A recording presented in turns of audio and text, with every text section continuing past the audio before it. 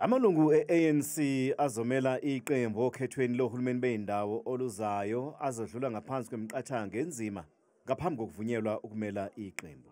All candidates must agree to vetting of criminal records and qualifications and make financial and other interest declarations before final nomination.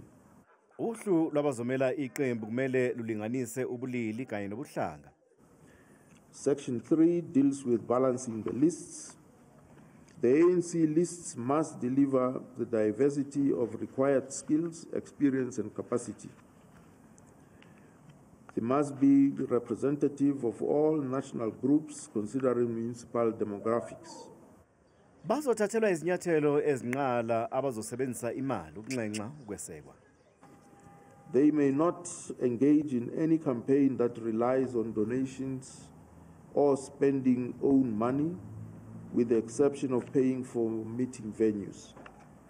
Candidates may not pay any member or supporter to campaign for them. I-ANC izobheka inzululwazi yomsebenzi kanye nezicucu zemfundo kumuntu ngamunye ozomela iqembu kwesobukhansela, ubumeya nosomlomo.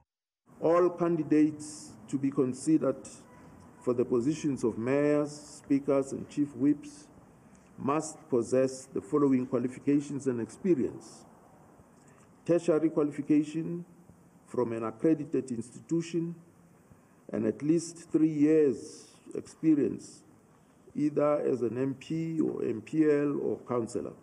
I-ANC iphendulile enhlosweni ye-SACP yokungenela ngokuzimela ukhetho lohulumeni beyindawo oluzayo.